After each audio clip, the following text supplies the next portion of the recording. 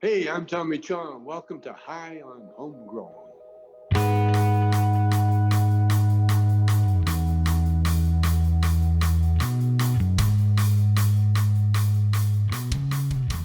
Yes, everybody, and welcome to High on Homegrown, the cannabis podcast from Percys Grow Room.com. In this week's Grow Guides, we're going to be talking about growing cannabis in Coco Coir.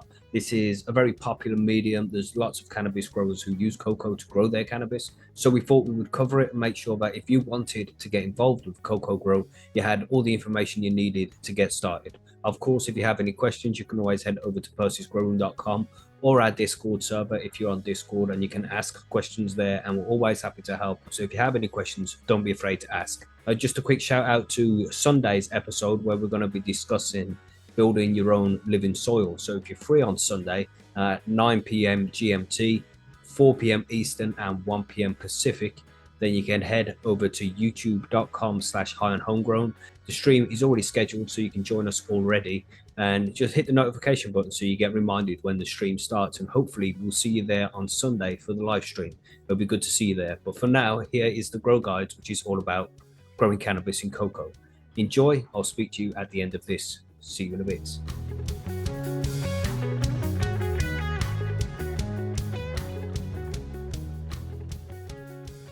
So here we go. This week, we're going to go into more detail on Coco Coir, which is a medium for growing cannabis.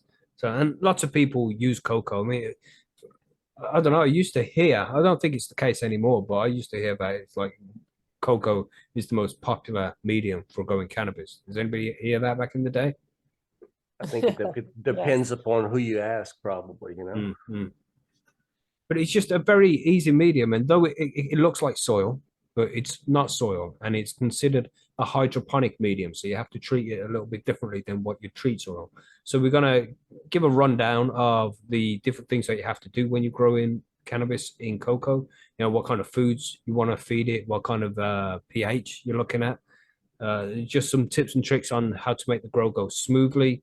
So, you know, just maybe convince some people to try cocoa if you haven't tried cocoa before, because it's a real fucking good medium.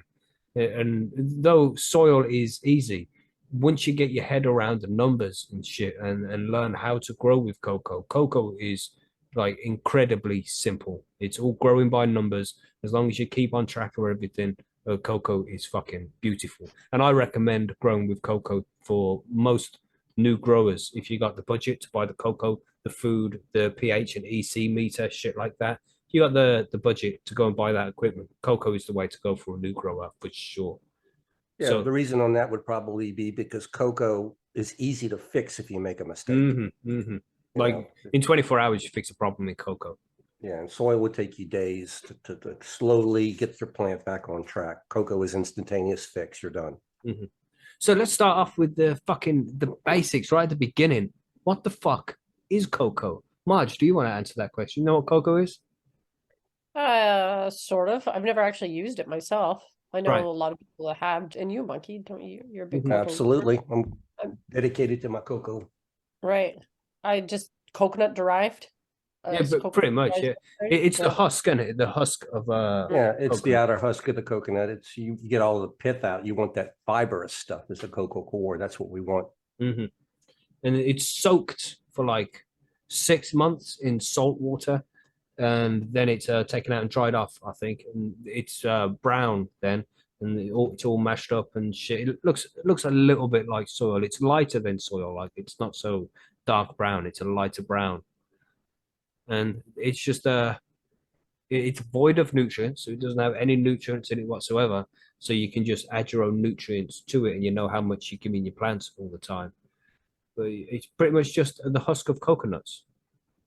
It used to be thrown away. You know, they'd make the coconuts, they'd get the coconut milk and shit, and then they'd just throw away the outer shell instead of using it. But now they use that shit to make cocoa. So.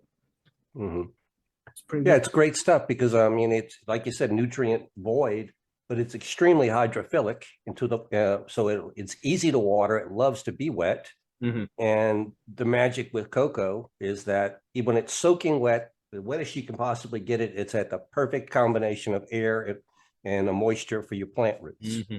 So, you know, it's like the perfect hydroponics on training wheels is a good way to put it. Yeah, for sure. It's just a real nice, easy medium to use, man. So you want to look out for specific brands. Now, in the UK, really the one I recommend, and the only one you should really use is Canna. You know, Canna Coco Professional, it's called. And that shit is the shit. Because you can't just use coconut husk on its own, because when you add nutrients to it, it starts to absorb the nutrients into the actual coconut husk, and it doesn't get to your plants like you want it to be. So it has to be something called buffered before you use it to grow plants in.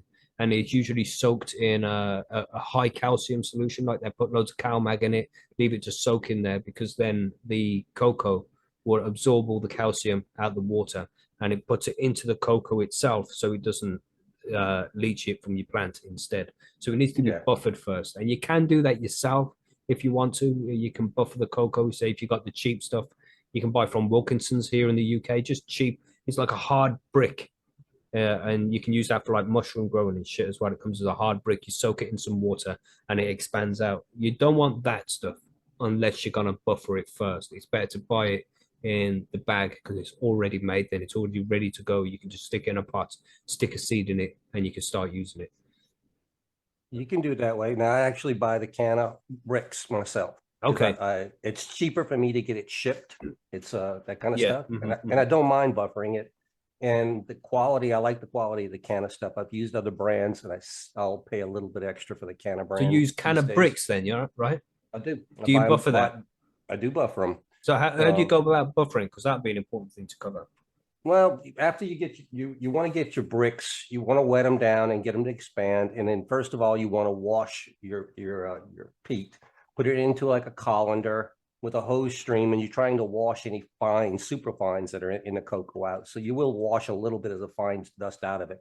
Once you get it all washed and wet, you're going to take this wet cocoa and you're going to submerge it in a solution of CalMag that is 1.5 times as strong as the label tells you to mix it. And you want to make sure that your cocoa is completely submerged, and you're going to leave it for about 8 hours. And after 8 hours. So for example, when you say 1.5, it'll probably say 4 milliliter per liter on the cocoa bottle. So you'll use 6 milliliter per liter instead, right? That will be correct. You're going to use a heavier solution. You want to provide your cocoa with plenty of the calcium and magnesium ions. What you're trying to do is you're trying to drive, Mackie had mentioned that salt water thing. Well, those sodium ions and those chlorine ions are still in your cocoa, and you're trying to get that stuff out of there.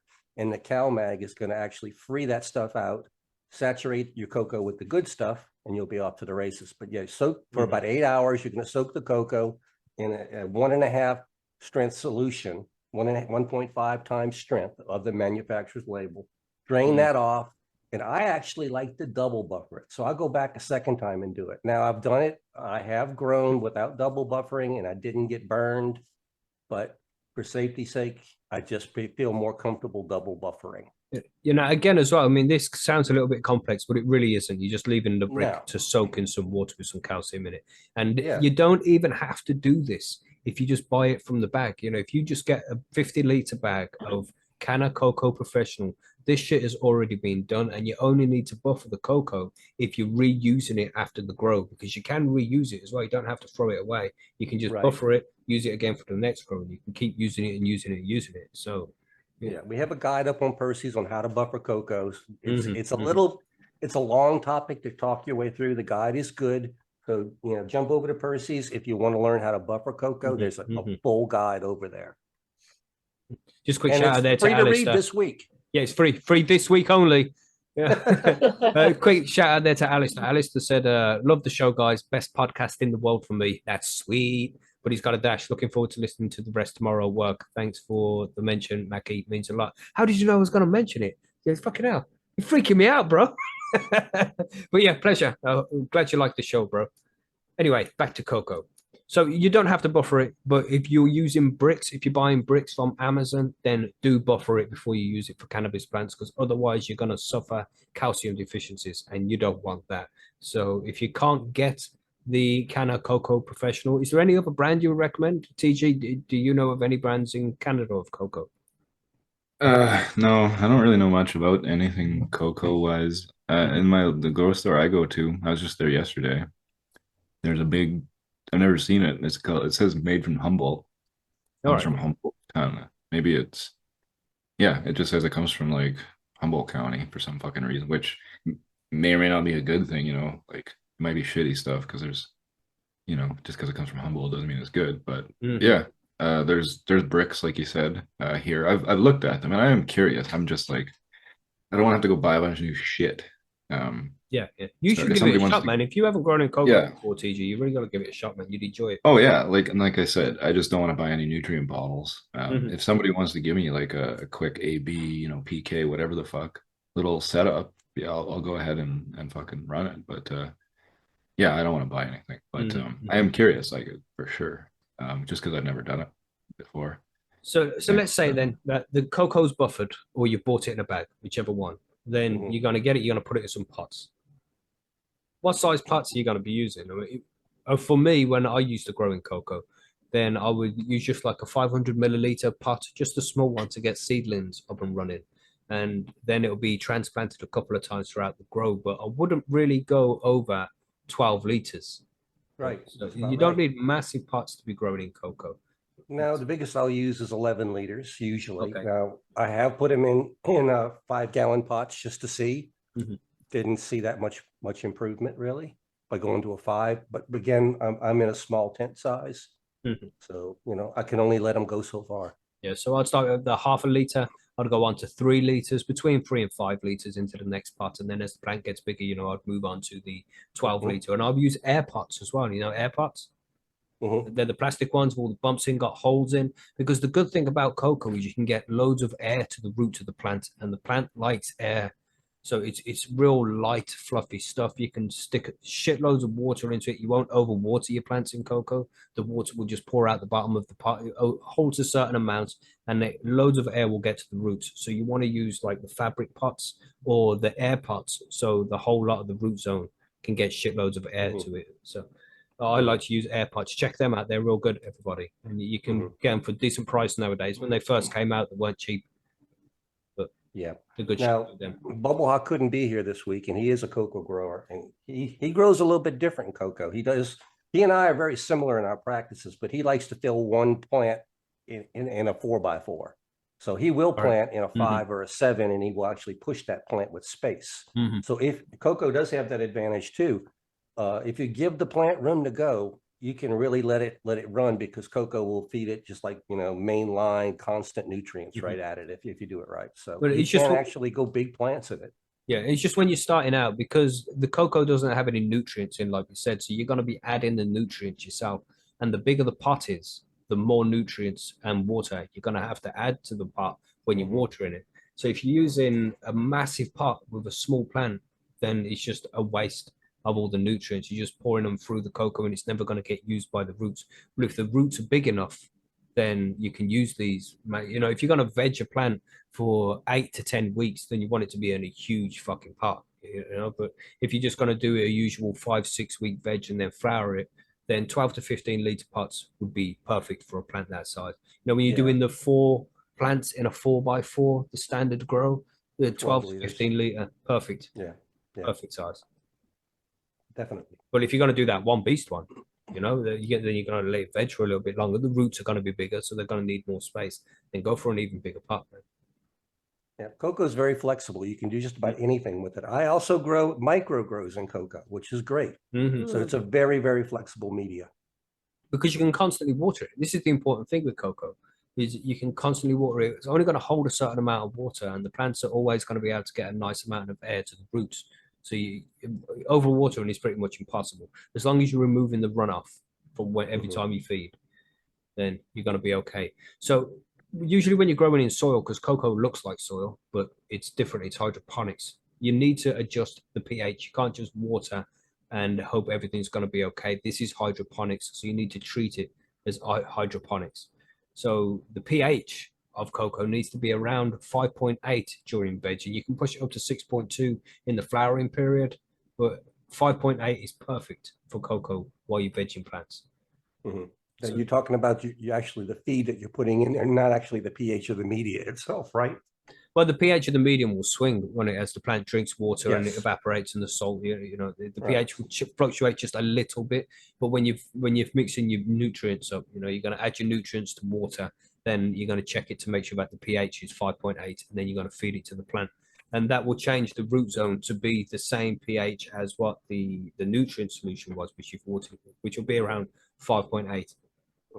But as it dries out, the pH will change a little bit. But this is why you water every day. It's important to never let your cocoa dry out, because as the cocoa dries, it leaves the salts behind from the nutrients, and that changes the pH of the medium. If the pH goes off, the plant isn't going to eat properly. So always keep the cocoa damp, and you can do that by watering every day, or you can even set up an auto feeder and feed the plant for a minute or so every hour.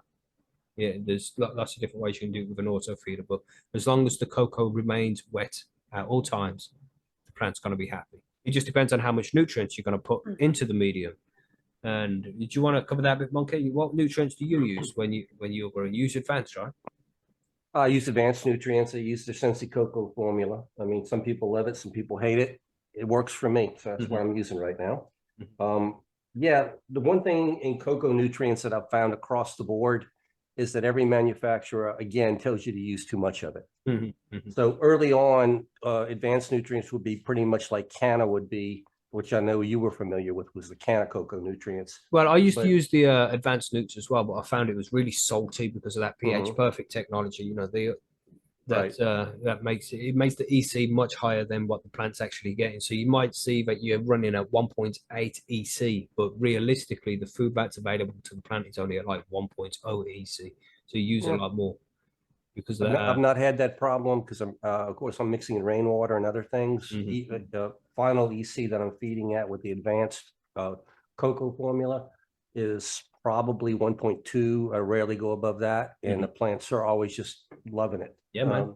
Keeping it light down Keep there. it light, But man. The plant's happy, isn't it? But no matter what nutrients you use, when you start off early with these nutrients, feeding the cocoa is as important as feeding the plants. So you're having to use the nutrients that you should be using would be CalMag every time with cocoa, some CalMag in your feed, and then your basic nutrients. I'm using an A and B, some of it's an A, B, and a C, but those are your basic nutrients you're going to use. You're going to start at a quarter strength and just work it from there. And with cocoa, you use meters most efficiently to decide what your plants are going to need. And the one thing that you're going to want to have if you're growing in cocoa is an EC meter. And you're going to want to have a quality one that's going to give you consistent readings across the board, because this is how you're going to decide what you're going to feed and how much you're going to feed your plants.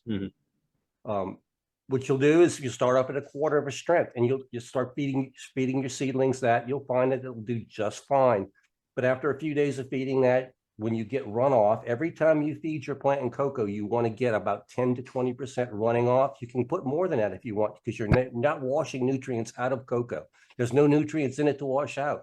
Only nutrients are in the feed that you're putting in it. But you always want to get some runoff, like Mackie said, to get all the salts pulled out of everything like that.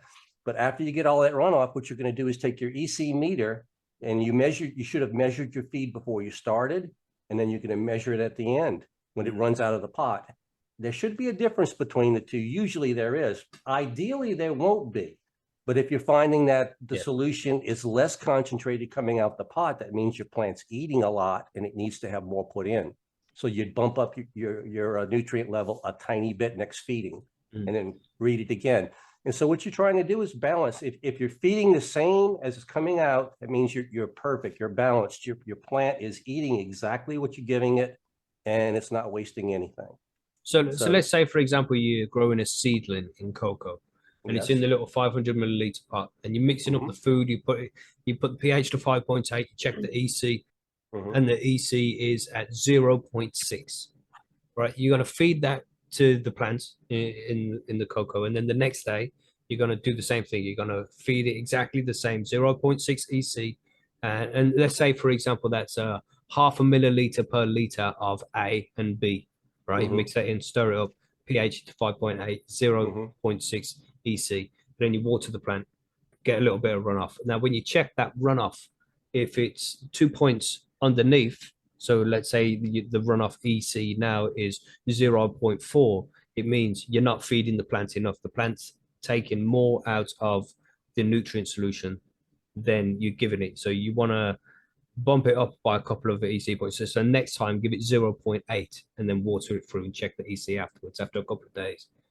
But then if it's equilibrium up sooner or later, it'll balance. That's right. And if the runoff is coming out and it's saying 0.8 EC when you've been giving it 0.6, it means that you're feeding too much and the salt's being left behind. So you want to feed a little bit less, drop the EC down to 0.5 next time you feed. And if you just keep doing that until the EC is just it can come out the same, but it's okay if it's 1 point either side, like 0.5, 0.7. You're just trying to find that balance where it's coming out the same as it went in. And that's when you've got happy plants. Now, I won't even make an adjustment to mine unless it's 0.2 difference. And if the plant is looking fine and I'm not seeing any deficiencies and it's within that 0.2, I'm good with that, and after that, I'll go ahead and tweak it. But you don't need to chase those numbers exactly like Mackie said, because if you do, you'll be chasing forever. It's gonna swing every time you measure it a little bit. That's okay. And Let Kane right in the chat there said, I don't think an EC meter is essential. No, nothing's really essential. It's just nice to have. It's better to have it and not need it than need it and not have it. If you're having problems with your plants, if the plant's looking ill, it's overfed, underfed, it's got deficiency, something's going on, then using your EC meter the way we've just recommended like that to check the EC going in and the EC coming out will make it a lot easier to diagnose what's going on with your plant, and it'll make it a lot easier to fix the problem. So if you can't afford it, because they're like 50, 60 quid for a decent one, don't go any less than that. You don't buy one for £10 from Amazon because it's not going to be accurate enough. It's going to fuck you over. You want a decent one. Blue Lab or Essentials is what we recommend. Get one of those EC meters. Oh man, you would freak out if I told you how much I spent on an EC pen. I spent next to nothing, and it's accurate, dead accurate. So you can find a good cheap one out there. They exist. The most important thing on an EC meter, though, is not so much what the reading is it accurate with lab standard? Is it going to read exactly the same every time you check it? That's what's important. And that's what I keep preaching. You can spend hundreds and hundreds of dollars to get these fancy lab meters, but if you have one that's going to be within 0.1 on your testing, and it's not micro Siemens. This is Siemens per square centimeter, not micros. So if it's if it's within 0.1 every time, you've got an accurate enough meter to grow cannabis. You don't need to have lab quality here. And that's what's important here. Sorry, TJ. I just wanted to say just about meters. Make sure you learn how to calibrate your meter and properly calibrate it on a kind of a schedule. Every 3 months. I do mine I don't even use mine. I use mine just to monitor the double pH check of tap water. Yeah. Just make sure. I'm very basic TDS and pH. I don't have an EC meter, but it is important to keep them working. TDS is EC, bro. Well, yeah, it's the same, different side of the same coin kind of thing. But anyway, so calibration, using those buffering solutions and learning how to do that process properly is really, really important in terms of making sure that whatever you buy, whether it's a Blue Lab or a cheap one, is actually reading properly. And consistency is very important when you're growing in cocoa. If you're giving it 0.6 when you're feeding it, stick to that for a few days at least before you start changing things up. Where the EC meter comes in handy, like you said in the chat, that they were saying he didn't think it was necessary, is when things go tits up. That's when your EC meter is going to be your best friend, because when you start taking these readings, it'll put you onto the problem pretty quick. Yeah. Otherwise, you're guessing. That's right. You'll know straight away whether the plant's being underfed or overfed just by checking the runoff EC compared to the EC of the nutrient solution going in. It's important. So, and doing that will get you through the whole cocoa grow. Even if you're just using A and B, just monitor the EC going in and coming out, and the pH as well. And if it's hungry, feed it more. If it's being fed too much, feed it less. That'll get you through the whole grow. And then you could, when you get to the flowering stage, you want to start adding some PK 13, 14, or some kind of PK booster, and that will you'll have to adjust things again then just to try and get the EC and everything balanced in the cocoa again. But it's really easy to do, man. And I know it sounds complex, because of all of the ECs and the pH and all these different numbers. But after just a couple of days of working with it, you're going to understand what's going on. And it's growing by numbers, man. You're just checking the numbers to see if everything's running okay. And if everything's running okay, just keep doing what you're doing. And there's some things which people often overlook when they're growing in cocoa. They're thinking, for one, that it's like soil where you can let it dry out, the wet and dry cycle, which is good when you're growing in soil. You'd water the plants so the medium's all wet, fully saturated, and then you wait 3 days, 4 days, 5 days until the pot is light, and you'll be lifting up the pot to check how much moisture is in it. And when it gets light, you water it again. This is what happens when you grow in soil. And it's not the same for cocoa. Cocoa is going to retain a certain amount of water and it won't hold too much. So you need to water it every day, because when that water starts evaporating out of it and leave the salts behind, it raises the pH and it's going to start causing problems. So water every day if you can. When you've got the really small plants, the seedlings just a couple of weeks old, then you could get away with doing it every other day. But to keep it happy when the plant's grown, it's got a good, well-established root system, then watering every day and keeping the cocoa moist at all times is important. It is, absolutely. What else do we have to look over here?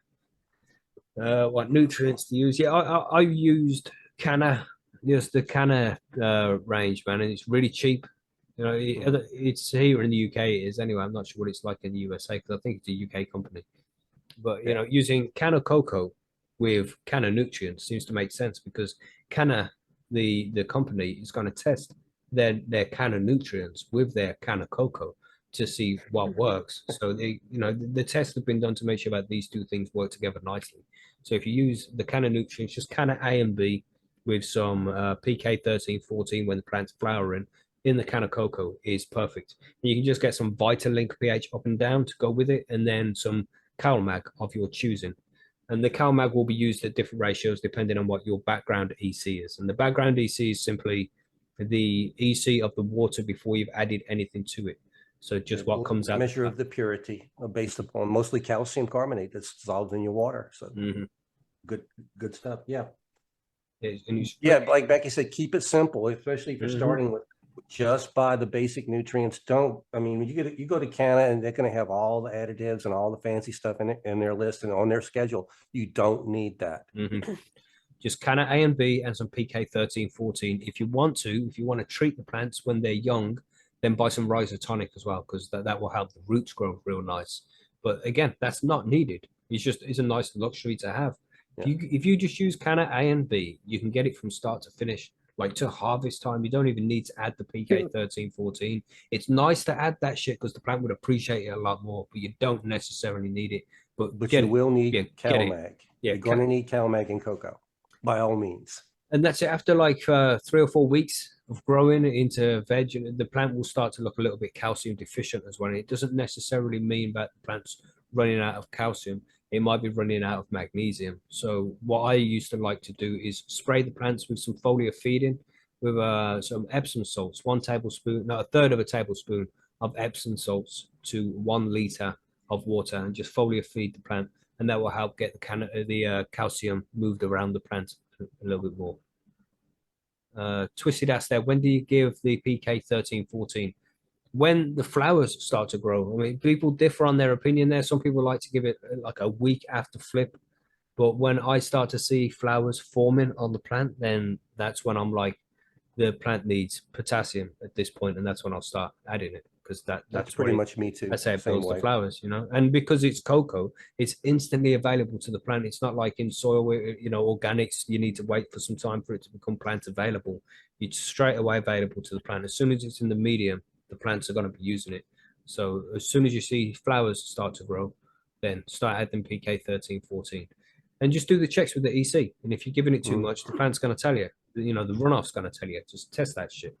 Right. And even with the PK and with the CalMag, remember, start at 1/4 what they tell you on the bottle. You can always add more, but it's hard as heck to take it out of the plant once it's burned.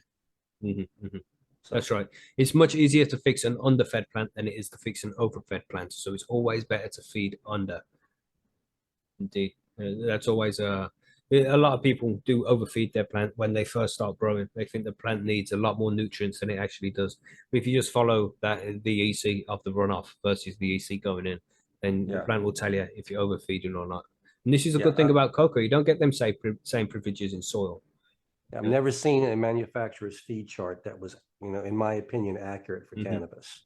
They'll tell you that, I mean, some of these feed charts that I've been seeing are telling you to feed somewhere around 2.1, 2.4 in mid-flower and cocoa. And I'm thinking, my gosh, the plant's going to be dead by then.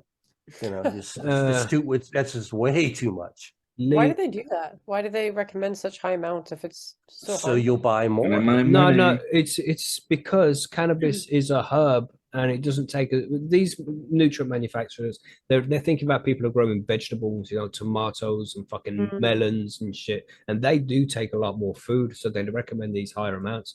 Cannabis is just a herbaceous plant; it doesn't take a lot of food to produce the fruits.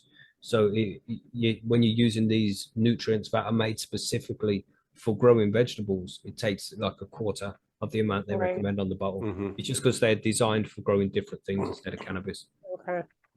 Yeah. And Lee asked there as well, he asked a good question. How much water do you feed 3-gallon pot daily when it's mature? It's going to differ on a few different things, man, but just water until you get in between 10 and 20% runoff, and water too much if you have to, fucking give it 20 liters, man, and it's all going to piss out the bottom, but then you're going to get a decent idea of how much your plant's taking every day. You should get all the water back. Say that you got 17 liters out of the 20 liters, it means your plant's taking 3 liters. So next time feed it 5 liters, and then you're going to get 3 liters, which the plant will absorb, and then you get 2 liters coming back, which is a good amount of runoff to have.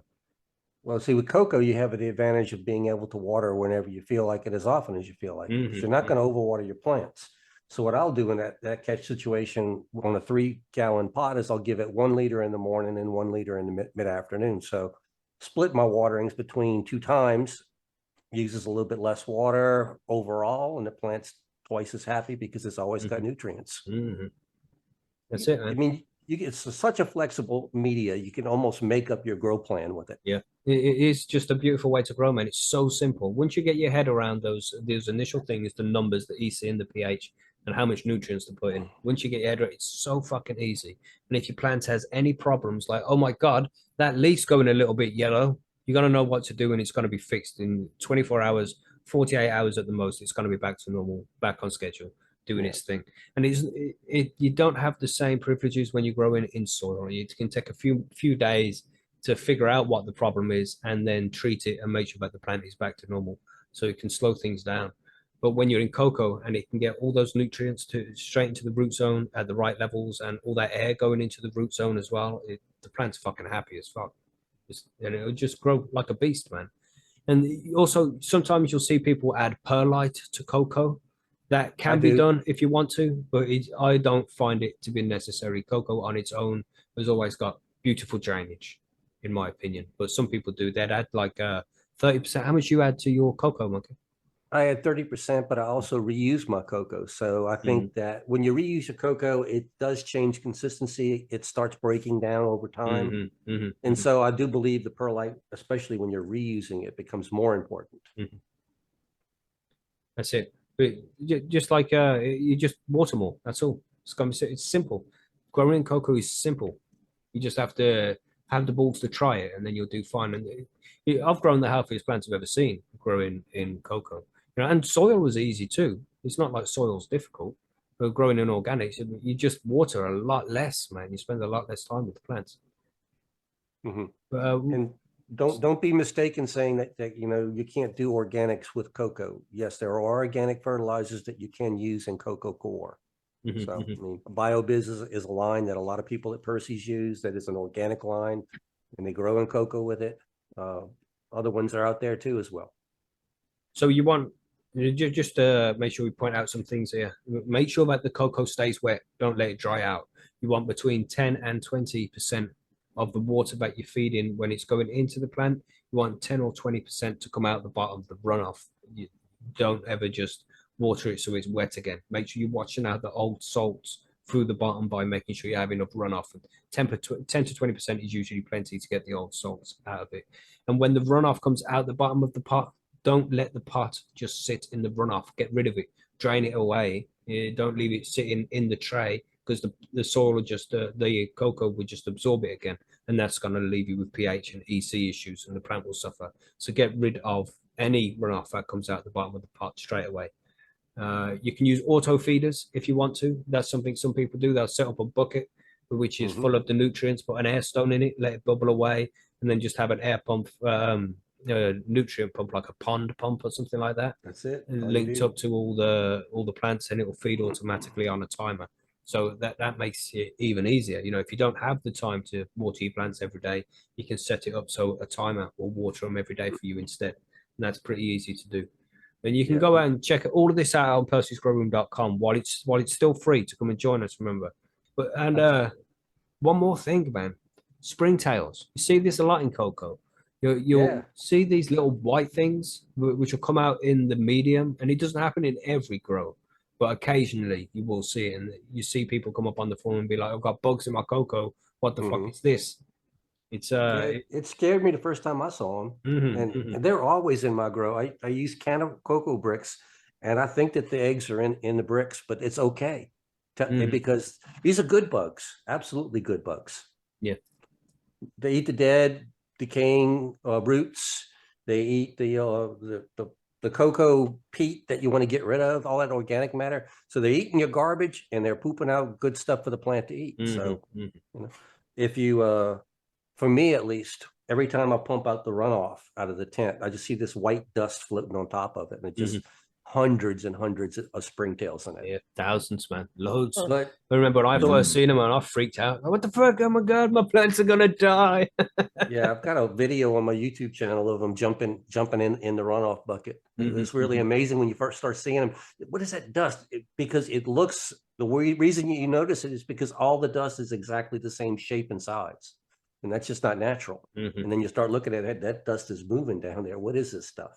Yeah, it's not a bad thing. Springtails, look for them. The little white looking, they got antennas on them and what looks like a pincher on the front, but they will not, they don't eat your plants. Root zones look healthy as can be if you check them when you have springtails. So don't be afraid of springtails. They're just like a benign insect kind of thing. Sorry, Marge? You said they're like a benign insect of some kind then? Beneficial insect. Yeah, they just eat dead stuff. They won't eat your plant. They'll just eat dead stuff, shit it out, put the nutrients back in. People use them in like aquariums, sometimes turtle tanks, things like that. You can use springtails to clean up algae and that kind of shit. They're pretty good, man. But they'll just appear in your cocoa sometimes. So don't get freaked out if you see that. Bumblehuck also said fungus gnats. You shouldn't see fungus gnats too much because the fungus gnats like to feed on woody stuff. Yeah, and I've had fungus gnats before from cocoa, but that's because I wasn't using the good shit. I used Playground, and they had big chunks of fucking wood in the cocoa, and that's what the fungus gnats like. They like to eat on the wood and stuff fungus grows on. But if you're doing things properly and there's no big chunks of wood in your cocoa, you shouldn't see many fungus gnats. And if they do appear, they won't be along. They won't be. I must be doing something wrong then, because before I started a few practices, I had fungus gnats all the time in my cocoa. Yeah, but did you get big chunks in your cocoa though? No, I didn't. But the top of the cocoa was always wet because it was hand watering, and so in the top of any media that's wet like that, and it is a woody material, and the fungus gnats, they thrived in the stuff. I mean, I was going crazy on my first grow or two before I discovered my ultimate solution, but. You know, yeah, in the cocoa bags, they when it's stored badly, then they'll get in there. Yeah, the only one time I ever had bugs when I was growing in cocoa is when I did that one time when I used Playground and when it had the wood in and I got fungus gnats. But I went for years without seeing bugs in my grow tent when I was growing in cocoa. And even growing in soil, I don't see any bugs really. So. Well, you know, I live in a little bit more of a tropical style environment, and these gnats are here all the time, year round. So, I mean, all it takes is one or two of them, one pregnant gnat to get into your tent, and next thing you know, you got fungus gnats. So, I mean, I'm sure they've flown into my tent before, and I've not seen it. But there are ways of mitigating that with cocoa. You will see fungus gnats, but yeah, you can use things like mosquito dunks is one way. You can also use beneficial nematodes to get rid of them. There's other things, but cocoa does have that. Just like soil, you're going to have fungus gnats. Yeah, man. It's just one of those things which you have to keep an eye out for. You know, bugs do arise in cocoa. but they are much easier to get rid of. Yeah, I've not had I haven't had thrips set up shop in cocoa yet, and I haven't had not. Oh, that's what I got. That it wasn't fungus gnats. It was thrips in the Pragon thing. That's what I had. Fucking thrips, man. And they was a bastard to get rid of. They were. God damn. Yeah. those are, yes. I always have thrips and gnats. Always. Our little bastards. I just manage though. Yeah, that's it. You find the right. They don't. They're never overwhelming, but yeah, through like IPM and various methods, compost tea sprays and things. Yeah, don't expect to start up as an expert, but all these little tricks that we're talking about, as you get your media dialed in, you'll learn all about the little extras to get your fungus gnats under control. You'll do it your way, basically. That's what homegrown's all about. Do it the best way for you. Like, unless you're like growing in a super sterile, like hydroponics, maybe like true DWC type shit. It's if you see a few bugs, don't like lose your shit. You know, it's pretty okay as long as you don't do nothing about those bugs and then let them flourish, and then you're fucked. But you know, don't like freak out because it's like the perfect environment for bugs, to be honest, especially in an indoor tent. It's like the Garden of Eden. If you was a bug, where would you want to live? No, no predators, warm, all the food you want, and no predators to bother you. Yeah, perfect. Let's eat some cannabis. That's about. I mean, of course, that's not about it. This subject can go on for fucking ages. You talk about cocoa for a long time, but that's pretty much everything you need to know to get your cocoa grow started and to the end successfully. It's really easy, man. And of course, if you need any help at all, you can find us over on percysgrowroom.com. We're always happy to help. And there's plenty of cocoa growers over there who were always happy to help as well. So you're not on your own. Try this shit out because the plants grow fast. They grow happy. They grow tasty. You know, it's some good shit, man. I've grown many, many cocoa plants that turned out to be fucking epic. Yeah, so, cocoa has the ability of really, when done right and dialed in correctly, you can get really high yields in small spaces with cocoa. So if you're trying to get max yield out in small tents, might be worth a look. But like I said, just don't have to think just oh, I'm not doing cocoa because it's salts and it's artificial. Doesn't have to be. I throw microbes in mine all the time, so you know. And some people use them grow dots as well, don't they? They were mentioned in the chat there. You can just put the grow dots in and it'll release nutrients over time. As long as you keep the pH at 5.8, everything should be fine. Yeah, Show Enough does over at Percy's does that. He's given out some good information on that. And if people want to know if you're having problems with grow dots, drop by Percy's and ask us. You know, so we might have some information.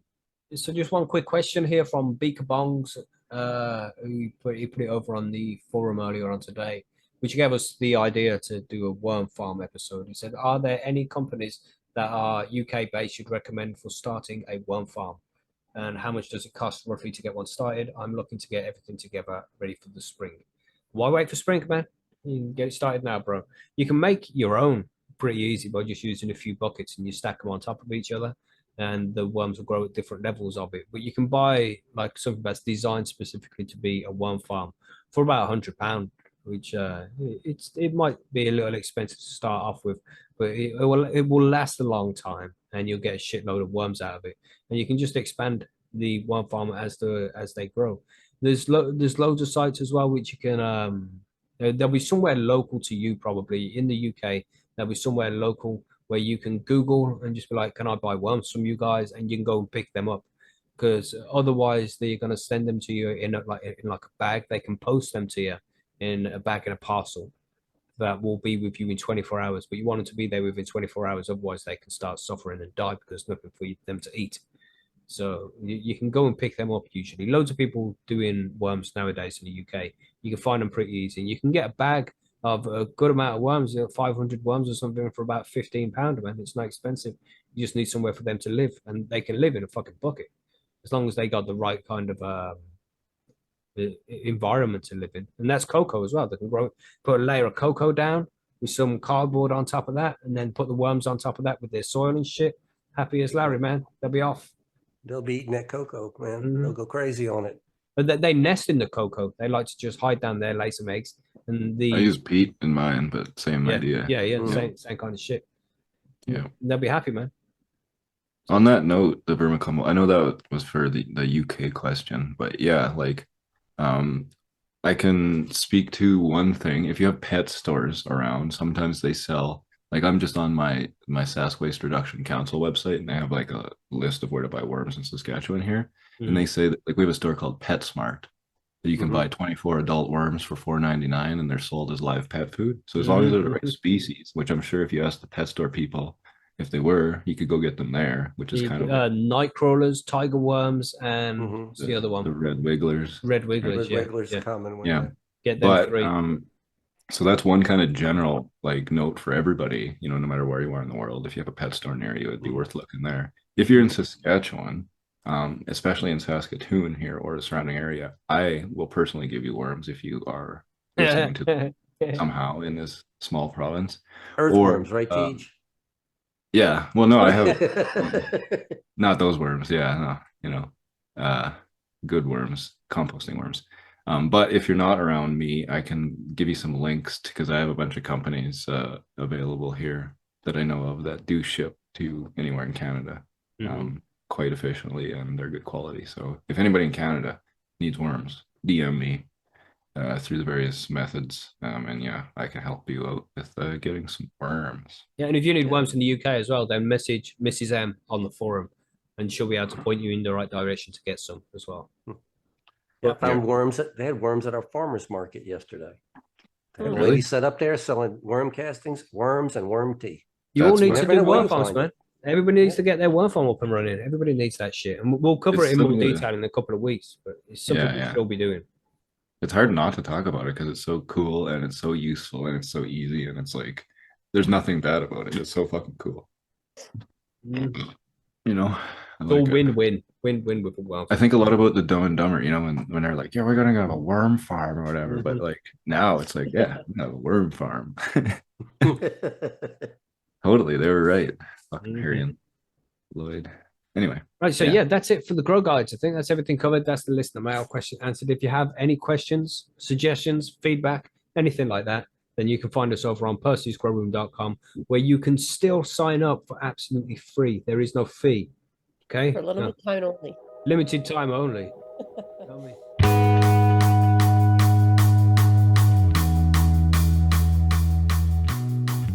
And there we go, everybody. That was everything you need to know about growing in cocoa, really. But of course, we might have missed some things out, or some things might not be clear for you. So if you have any questions at all, don't be afraid to come and ask us. You can find us over on percysgrowroom.com.